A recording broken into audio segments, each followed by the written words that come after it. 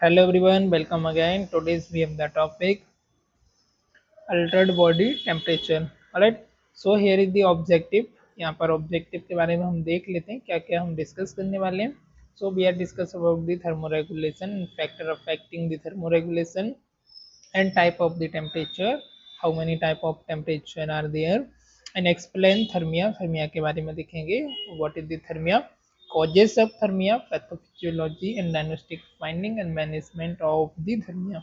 Alright, and describe the fever of unknown origin. What is the unknown origin of the fever, type of fever, causes of fever, diagnostic finding and management of the fever. Alright, so here is the our objective of our today's lectures. Alright, today's class. So next here is the explain thermia. Thermia के बारे में जानेंगे. Type, causes, diagnostic finding and management. Explain thermia, type, causes, diagnostic finding. Explain thermoregulation, thermomechanism. Define frostbite, causes, type, diagnostic finding and review recent research in articles. Alright.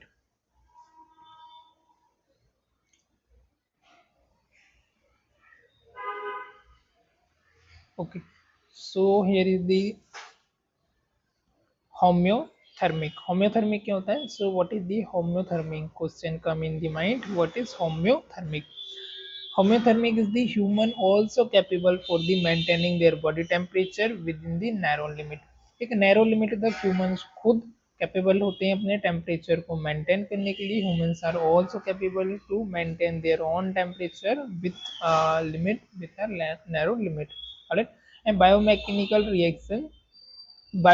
reaction do not fluctuate due to the constant and high temperature. Right, biomechanical जो reaction होती है like आपका digestion हो गया, metabolism हो गया. So these reaction are do not fluctuate with constant high temperature. In case you having high temperature, constantly high temperature, so do not fluctuate the biochemical reaction. Like आपने देखा होगा कि आपको जब फीवर होता है इन केस, so आपको fever के समय पर आपको भूख नहीं लगती है, right. And 41 degree Celsius, there is the 41 degree Celsius to 43 degree Celsius, it is the higher temperature. In case Fahrenheit में हम बात करें तो फ़ारेनहाइट में 106 डिग्री फ़ारेनहाइट. इन केस इतना आपका टेम्परेचर होता है तो यहाँ पर आपको ऑक्यूर हो सकता है. May be you can see in convulsion, आपको कन्वल्सन भी हो सकता है.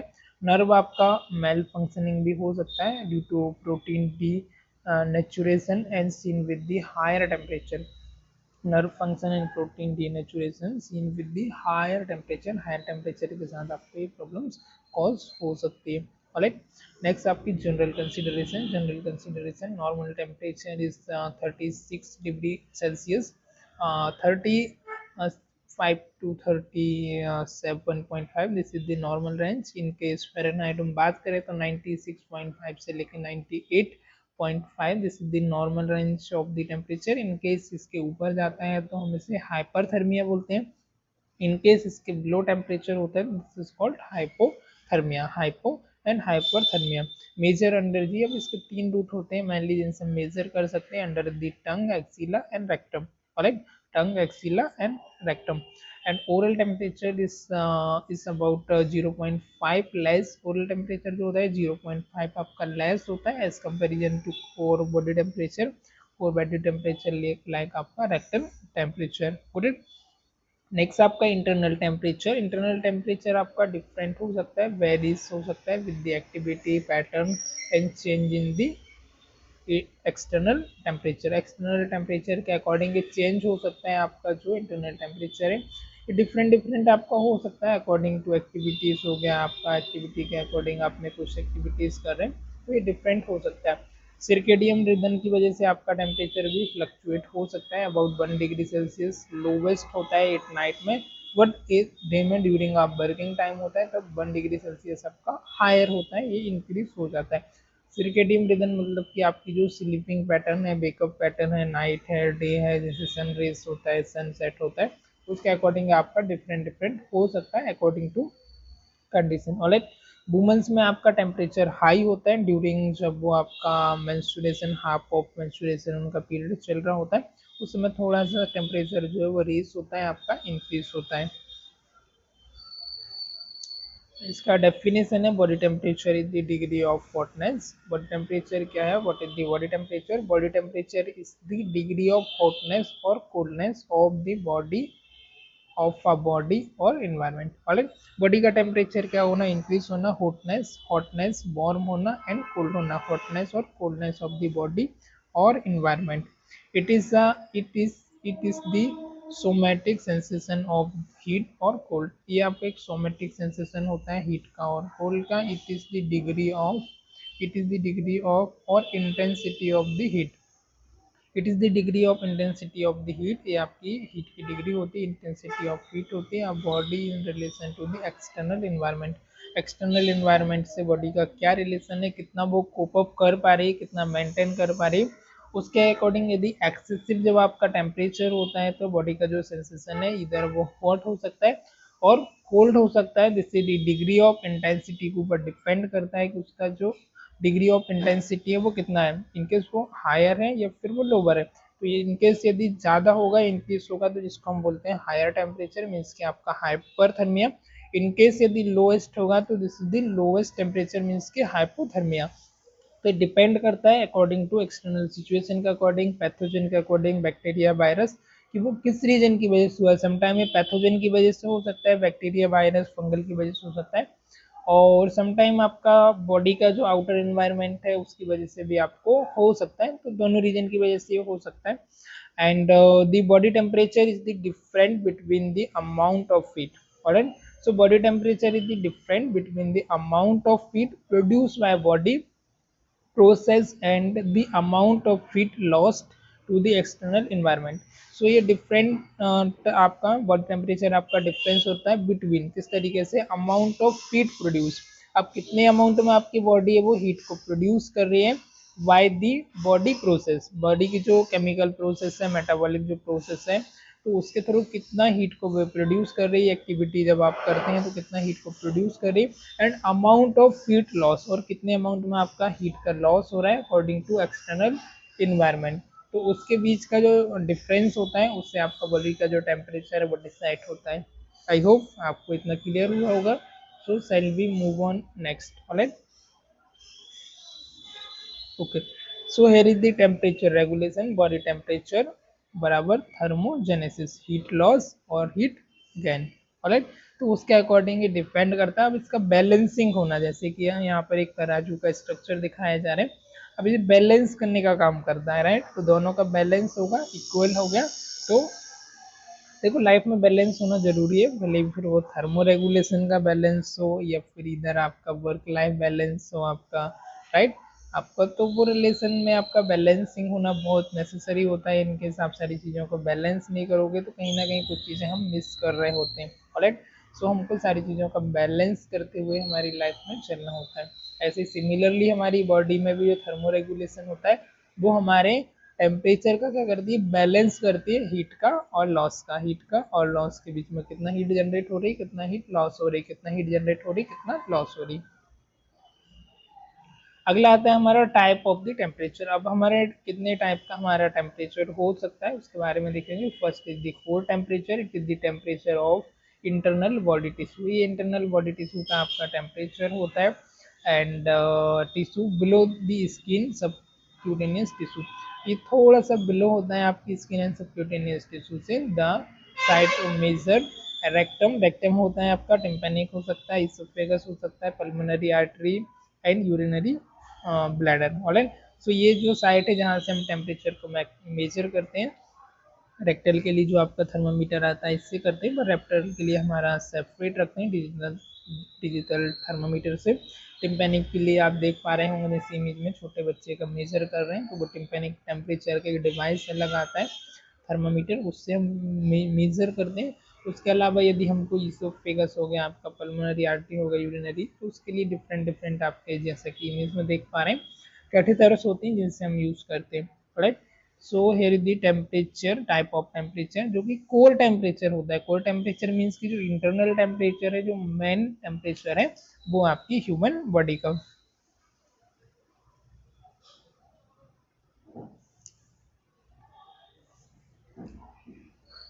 नेक्स्ट होता है आपका सरफेस बॉडी टेम्परेचर। सरफेस मतलब कि सुपरफिशियल स्किन का टेम्परेचर है जिसको बोला जाता है surface body temperature. External body tissue का आपका जो टेम्परेचर होता है, स्किन का आपका टेम्परेचर होता है, सबक्यूटेनियस टिश्यू का it is known as the surface body temperature. जो कि आप एक्सिलरी चेक करते हैं, आप ओरल चेक करते हैं, राइट आपका, तो ये दोनों जो होते हैं आपके सरफेस बॉडी टेम्परेचर होते हैं। इसके अलावा आपका physiology of the thermoregulation. Thermoregulation के बिहाइंड क्या फिजियोलॉजी, क्या मैकेनिज्म है? So it is precisely regulated by physiological and behavioural mechanism in the number of ways. Alright, so it is precisely regulate होता है ये by the physiological and behavioural mechanism in the number of base. Different different mechanism में number of base में regulate होता है। First आता है आपका न्यूरल कंट्रोल, जो कि आपके नर्व से, आपके न्यूरॉन से आपका कंट्रोल होता है, this is the neural control. Next आता है आपका वेस्कुलर कंट्रोल। वेस्कुलर कंट्रोल में आपकी जो ब्लड वेसल्स है उसके थ्रू कंट्रोल होता है। Third is the skin and skin in temperature regulation. अब स्किन इटसेल्फ आपके टेम्परेचर को, थर्मो रेगुलेशन को रेगुलेट करती है, थर्मोजेनेसिस करती है, हीट को जनरेट करती है। बिहेवियरल कंट्रोल, आपके बिहेवियर से भी आपका टेम्परेचर आपका राइज और डाउनफॉल हो सकता है, राइट। सो बिहेवियर कंट्रोल से भी आपका हो सकता है आपका stress, anxiety, depression, tension, right. So behaviour की वजह से भी देखो आपकी फिजिकल बॉडी पर भी, टिश्यू पर, आपके सेल्स पर भी अफेक्ट पड़ता है। Factor affecting body temperature. अब कौन कौन से फैक्टर हैं जो कि आपकी बॉडी टेम्परेचर को अफेक्ट करते हैं? तो first is the age. According to age आपका बॉडी का टेम्परेचर आपका लेस एंड कम या ज़्यादा आपका हो सकता है, हायर एंड लोअर हो सकता है। Exercise, in case you do some exercise like gymming हो गया, रनिंग हो गया, वॉकिंग हो गया, जॉगिंग हो गया, तो एट दैट टाइम आपका बॉडी का टेम्परेचर आपका इंक्रीज होता है, आपको स्वेटिंग होती है, आपकी हार्ट बीट बढ़ती है, आपका रेस्पिरेशन रेट इंक्रीज होता है। हार्मोनल लेवल, इनकेस आपकी बॉडी के अंदर हार्मोनल इम्बैलेंस होता है, लेस या होते हैं, जैसे कि हमने देखा कि मेंस्ट्रुएशन के हाफ में आपका जो होता है, फर्स्ट हाफ में टेम्परेचर आपका रेज होता है बिकॉज ऑफ कि वहाँ पर हार्मोनल आपका लेवल इंक्रीज होता है। स्ट्रेस की वजह से भी आपका टेम्परेचर आपका रेस हो सकता है, सर्केडियन रिदम की वजह से, ब्रेकअप ऑफ स्लीपिंग साइकिल की वजह से हो सकता है, इन्वायरमेंट की वजह से भी हो सकता है। So this are the factor affecting body temperature. ये वो फैक्टर हैं जो आपकी बॉडी के टेम्परेचर को अफेक्ट करते हैं। आई होप यहाँ तक सभी को क्लियर हुआ होगा, you got it, does it make sense? Alright, so हम नेक्स्ट मूव करते हैं। Okay, so here is the thermoregulation mechanism. अब इसके पीछे मैकेनिज्म क्या है, behind the science behind the mechanism, ये किस तरीके से काम कर रहा है उसके बारे में यहाँ पर हम देखेंगे।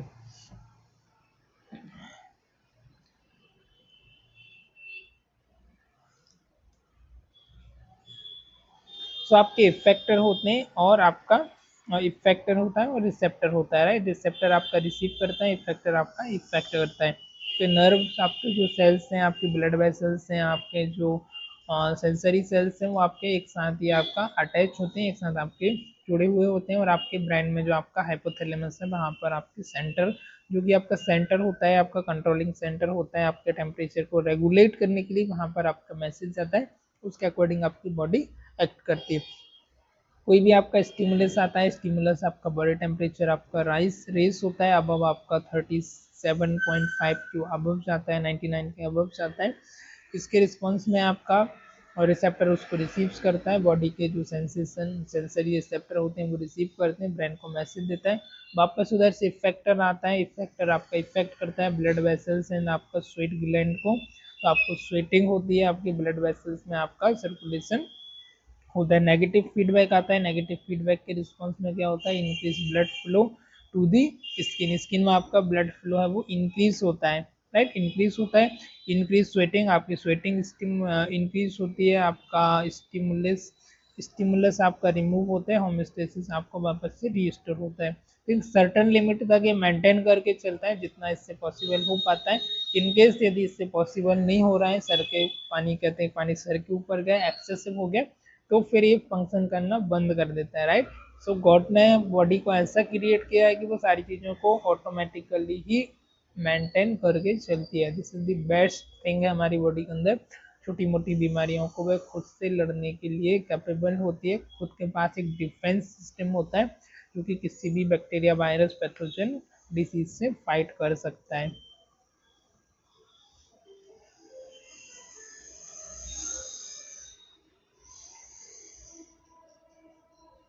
नेक्स्ट है फीवर। फीवर क्या है? Fever is an elevated of body temperature, just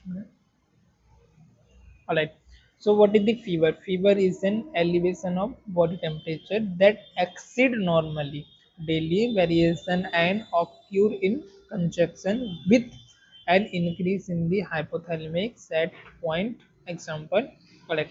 So fever क्या है? आपका एलिवेशन होना, आपका बॉडी टेम्परेचर आपका एक्सीड होना नॉर्मल रेंज से, जो कि आपका डेली वेरिएशन एंड ऑक्यूर हो सकता है आपका कंजक्शन की वजह से विथ इंक्रीज आपका हाइपोथैलेमिक स्टेट का आपका इंक्रीज होने की वजह से हाइपोथैलेमिक स्टेट है, जैसे दी 36 से लेकर के 38.5 के आसपास, और आपका फ़ारेनहाइट में 96 से लेकर 98 तक। यदि इसके अबव जाता है या लोअर होता है तो वो आपका अल्टर्ड हो रहा है। राइट। अब क्लासिफिकेशन और पैटर्न और फीवर की बात करें तो फर्स्ट जो होता है this is the intermittent fever. Intermittent fever होता है आपका टेम्परेचर आपका return to the acceptable values. आपका टेम्परेचर आपका स्पाइक तो मारता है, हाई होता है आपका इंटरमिटेंट में, temperature return to the acceptable values at least once in 24 hour. The temperature curve return to the normal during the day and reach its peak in the evening. Example, septicemia. Alright. So temperature return to the acceptable value 8 once in 24 our. 24 our में एक बार आपका temperature जो है वो acceptable जो values है, normal values है, उस पर आपका रिटर्न आता है। और the temperature curve return to the normal during the day and reach.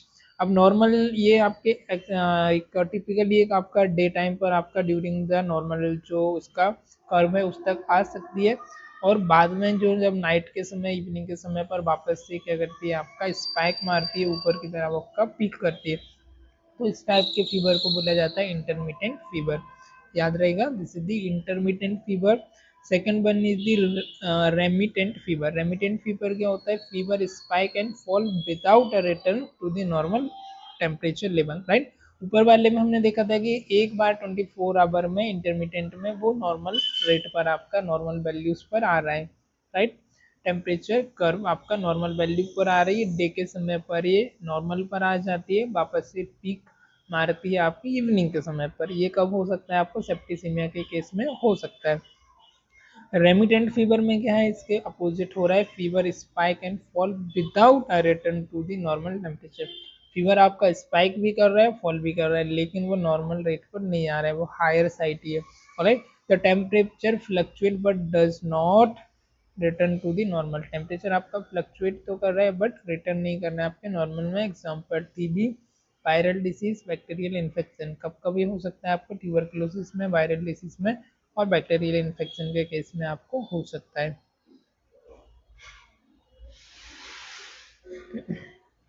Alright, relapsing fever. So what is the relapsing fever? Periods of febrile period in inter inter separated with the acceptable temperature value. Example, period of fever are inter separated with period of the normal temperature. Alright.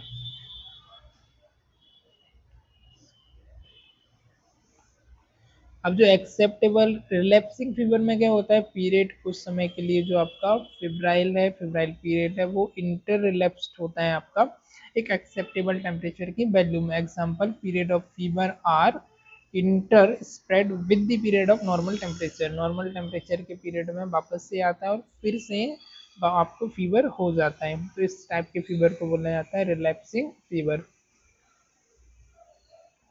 अब fever of unknown origin आपका जो है, this is the fever of unknown origin, FUO, was defined by the Patterson and Benson in 1961 as having following features. Alright, temperature of 38.3 degree Celsius and 101 degree Fahrenheit in several occasions.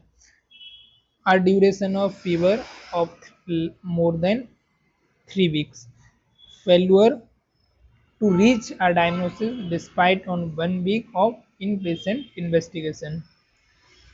मतलब 1 week में patient का हम investigate नहीं कर पा रहे किस वजह से फीवर हुआ है, किस कॉज की वजह से हो रहा है, बट 1 वीक तक कॉन्टिन्यूसली 101 के ऊपर आपका टेम्परेचर हो रहा है, जिसको फीवर और अननोन रीजन बोला जाता है, अननोन ओरिजिन बोला जाता है, right. And Derek and Street have the proposed a new system for the classification of FUO. Classic FOU classification. First example infection, malignancy, inflammation, disease और drug, right.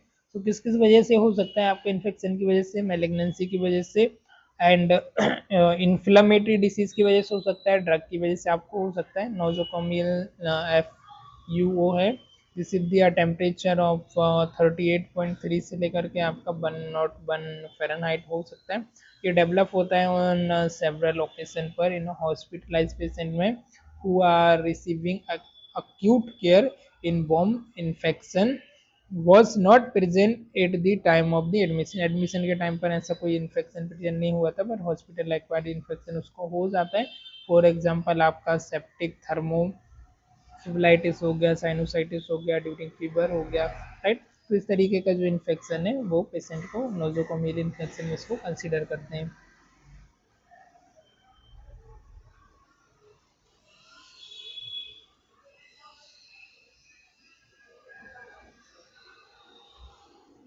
Alright, next classification of FOU, I think ये हो गया है। Next आपका neutropenic FUO, a temperature of less than 38 degree Celsius 101 Fahrenheit develop in several occasions in patient whose neutrophil count, जिनका neutrophil जो है ना लेस काउंट होता है, उस समय पर टेम्परेचर आपका 38.3 या 101 के अबव होना, जिसमें न्यूट्रोफिल काउंट है वो आपका लेस देन 500 माइक्रोलीटर होता है, उस समय पर आपको ये हो सकता है। कॉजेस इसका क्या क्या हो सकते हैं, इन्फेक्शन की वजह से हो सकता है, नियोप्लाज्म की वजह से हो सकता है, कॉलेजन वेस्कुलर हाइपरसेंसिटिविटी डिसीज की वजह से हो सकता है, मिसलेनियस कंडीशन की वजह से हो सकता है, इनहेरिटेड एंड मेटाबॉलिक डिसीज की वजह से हो सकता है, थर्मोरेगुलेशन एंड डिसऑर्डर की वजह से आपको हो सकता है। Good it. इसका ट्रीटमेंट क्या है, continuous observation and examination, you have to continuous examine and observation, continuously इसको एग्जामिन करना होता है, ऑब्जर्वेशन करना होता है।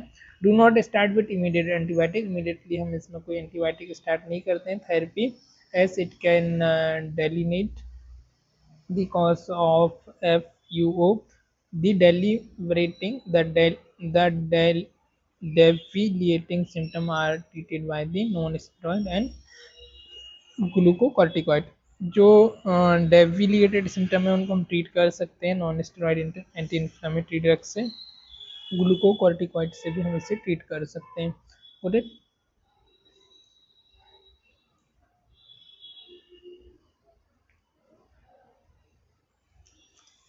if neutropenia and vital sign instability are present, then empirical therapy, fluoroquinolone and piperacillin is given. In case न्यूट्रोपिनिया type का जो fever है, इसमें वाइटल साइन आपका इनस्टेबल है, इनस्टेबल होने की वजह से आप और इम्पेरिकल थेरेपी हम यहाँ पर यूज़ कर सकते हैं। लाइक इम्पेरिकल थेरेपी मीन्स आपका फ्लोरोक्विनोलोन जो कि हम मलेरिया के केस में देते हैं, पिपरासिलिन हो गया जो कि एक हायर एंटीबायोटिक होती है, जिसको हम दे सकते हैं बिकॉज हमको फीवर को रिड्यूस करना है। And when no underlying source of infection is found even after 6 month the prognosis is generally good. Right, यदि आपका ऐसा कोई अंडरलाइंग कॉज फाइंड नहीं हो रहा है आपके सोर्स ऑफ इन्फेक्शन का आफ्टर 6 month बाद भी, तो द प्रोग्नोसिस जनरली कह सकते हैं हम अच्छा हो रहा है, राइट। नेक्स्ट आपका hyperthermia, what is hyperthermia? It is the elevated body temperature due to the felt thermoregulation that occur when a body produce or absorb more heat than the dissipate temperature range 37.5 to 38 degree Celsius and Fahrenheit 99.5 से 100.9 degree Fahrenheit. Alright, causes क्या क्या हो सकते हैं इसके, heat stroke की वजह से हो सकता है, prolong exposure to the sun और high environmental temperature, this condition cause heat stroke or dangerous heat emergency with high mortality rate. Heat stroke की वजह से हो सकता है, कंटिन्यूसली सनलाइट में आपका एक्सपोजर होने की वजह से, एंड ड्रग इंड्यूस हाइपरथर्मिया आपका हो सकता है, ऐसी कोई ड्रग लेने की वजह से। DIH syndrome, drug induced hypothermia syndrome, are the rare and often overlooked cause of the body temperature elevation and can be fatal if not recognized promptly and managed appropriately, right? There are the 5 major DIH symptoms.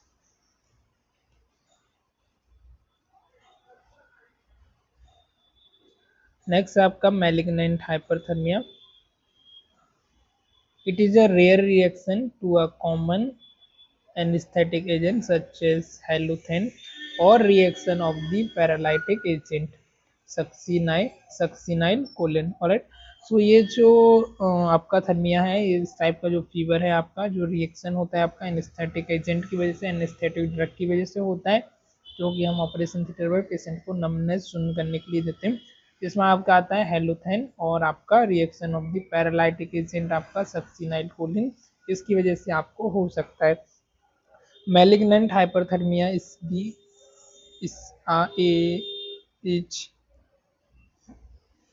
एंडोक्राइनोपैथी की वजह से भी आपको हो सकता है, thyrotoxicosis की वजह से हो सकता है, and pheochromocytoma can lead to the increase thermogenesis and central nervous system damage, cerebral haemorrhage status, epileptic hypothalamic injury can cause hyperthermia. Diagnosis, इसका historical action, physical examination, laboratory test, clinical pathology, biochemistry and microbiology, this is the diagnostic test जो कि हम करा सकते हैं in case fever के case में। And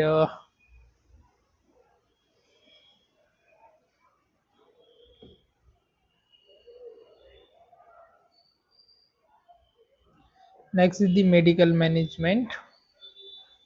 medical management is acetaminophen adult में 325 से लेके 650 mg, POQ 4 to 6 hour, in children में 10 to 15 mg पर kg body weight, and ibuprofen non steroid anti inflammatory drug, इसका डोजेस होता है अडल्ट में 200 से लेके 400 mg पर ओरल, एंड 6 आवरली हम इसे दे सकते हैं। चिल्ड्रन में 5 mg पर kg बॉडी वेट के according.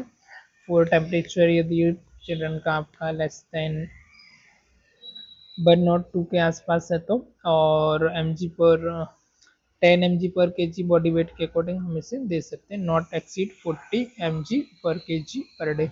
Right, indomethacin and naproxen, right, जो non steroidal anti inflammatory drug आती है वो भी हम यूज कर सकते हैं, जो कि आपकी इंडोमेथासिन आती है और naproxen, right. Nursing management of fever and hyperthermia, hyperthermia and fever का नर्सिंग मैनेजमेंट आपको क्या होगा?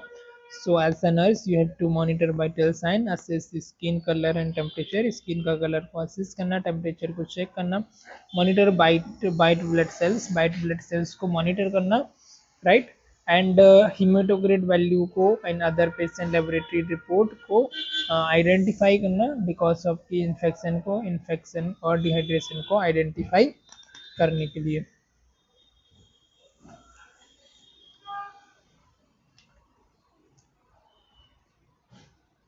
During diagnosis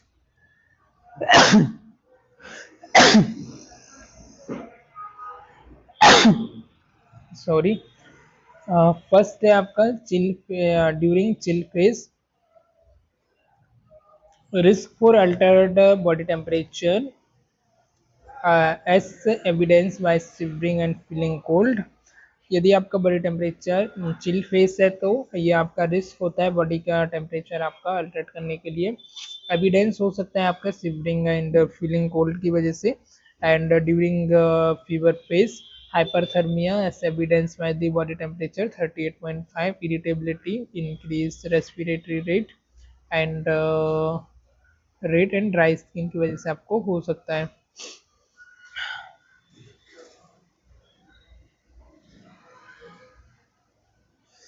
Altered comfort as evidence by the restlessness, comfort में आपका अल्टर्ड होना, altered nutrition related to fever as evidence by anorexia and lack of food intake, lack of food intake से anorexia से हो सकता है। During flush phase altered fluid and electrolyte balance related to excessive sweating. Okay, nursing management of fever and hyperthermia, provide adequate nutrition and fluid to the meet the increased metabolic demand and prevent dehydration, reduce physical activity to limit heat production, especially during the flush stage, provide a tepid sponge bath to increase heat loss and through conduction, provide dry clothing and bed linen. All right. Nursing management of fever and hyperthermia. Next one is there. Remove excessive blanket when the client feel warm. Client यदि warm feel कर रहा है तो आपको excessive blanket उनको remove करना. Put but provide extra warm when the client feel chilled.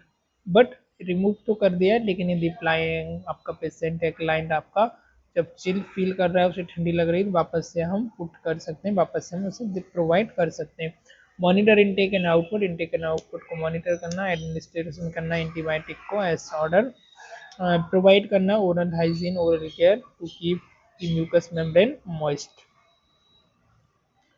Next है current trend.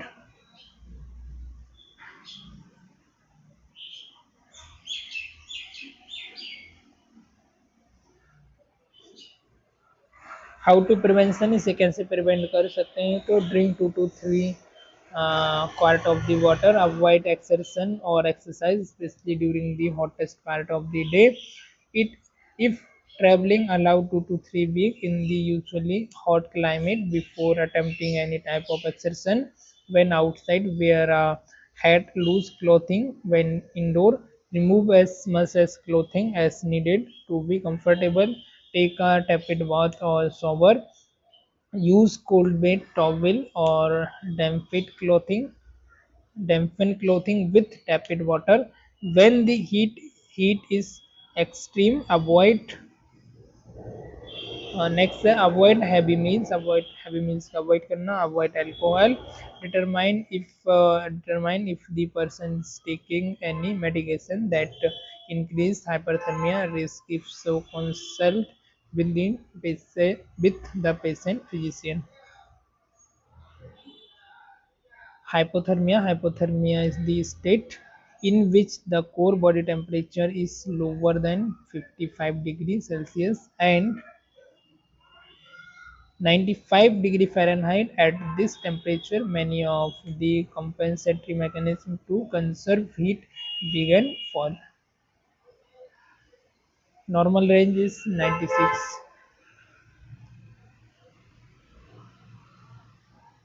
Alright, तो इसका जो नॉर्मल रेंज है वो आपका माइल्ड में, नॉर्मल रेंज है तो 96 से 100 है, माइल्ड है तो 90 से लेकर 95 है, सीवियर है तो 90 आपका हाइपोथर्मिया। कॉजेस क्या क्या हो सकते हैं इसके, एक्सपोजर टू कोल्ड में एक्सपोजर करने की वजह से, environment in winter month and colder climate की वजह से हो सकता है, ऑक्यूपेशनल एक्सपोजर और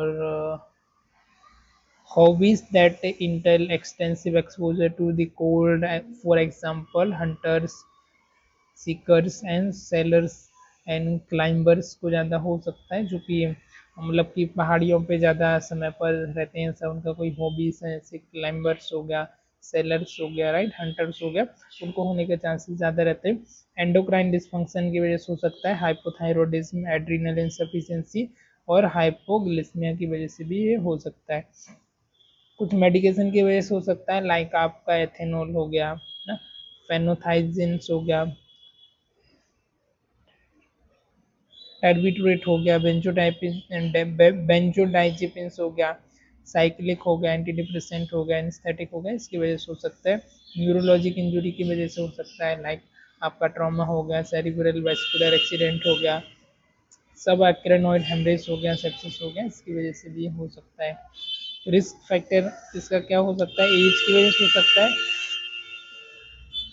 एज, एक्सट्रीम एल्डरली, न्यूनेट्स को हो सकता है, आउटडोर एक्सपोजर की वजह से हो सकता है, एक्यूपेशनल स्पोर्ट्स रिलेटेड आपका इनएडुकेट क्लोथिंग की वजह से, ड्यूरिंग एंड इंटॉक्सिकेंट एथेनॉल की वजह से, phenothiazines barbiturate and anaesthetic neuromuscular blocker की वजह से हो सकता है, एंडोक्राइन रिलेटेड हाइपोग्लिसेमिया हो सकता है, हाइपोथायरॉयडिज्म की वजह से, एड्रिनल इनसफिशिएंसी की वजह से एंड हाइपो पिट्यूटरिज्म की वजह से भी हो सकता है।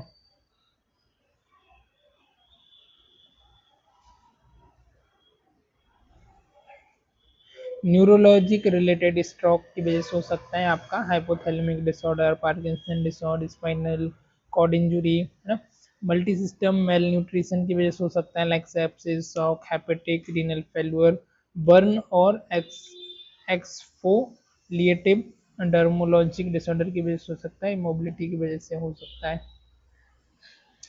साइन एंड सिम्टम क्या होता है? लेथार्जी होना, शिफ्टिंग होना, लैक ऑफ कोऑर्डिनेशन होना, पेल येलो ड्राई स्किन होना, early rise in heart rate होना and respiratory rate. Sign and symptom इसके क्या है? Severe hypothermia, no shivering, heat rhythm problem, cardiac arrest, loss of involuntary muscles control, low blood pressure, unacceptable pulse and respiration undetectable. Diagnose कैसे कर सकते हैं? Measure the core temperature को measure करना at two side rectum and oesophageal with the help of rectal probe and oesophageal tube. Management continuous monitoring, rewarding and supportive care.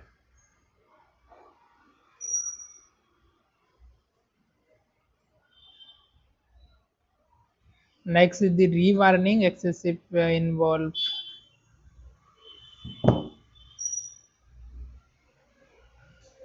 rewarning, passive involve the use of the blanket to cover body and head to trap heat being lost. Active the application of the outside heat, raise body temperature, external heat, blanket force hot air, internal introduction of the warm fluid IV.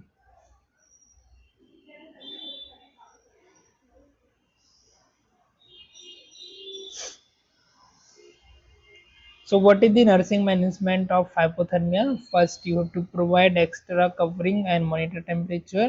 Cover head properly. Use heat retaining blanket. Keep patient linen dry. Another, control environmental temperature. Provide extra heat source, heat lamp, radiant warmer, pads and blanket. Carefully assess for hyperthermia or burn. Regulate heat source according to physical response. Frostbite alert. So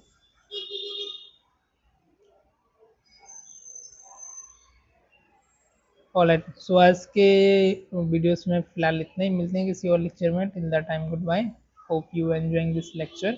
if you have any doubt, आज हमने fever के बारे में देखा, type of fever के बारे में देखा, कॉजेस ऑफ फीवर के बारे में, पैथोफिजियोलॉजी मैकेनिज्म के बारे में जाना, हाइपरथर्मिया के बारे में देखा, हाइपोथर्मिया के बारे में देखा, व्हाट इज द मैनेजमेंट, कैसे इससे मैनेज कर सकते हैं उसके बारे में हमने जाना। आई होप आप सभी को क्लियर हुआ होगा। In case if you have any doubt you may ask. So finally, thank you for watching this. Bye bye, take care, have a great day.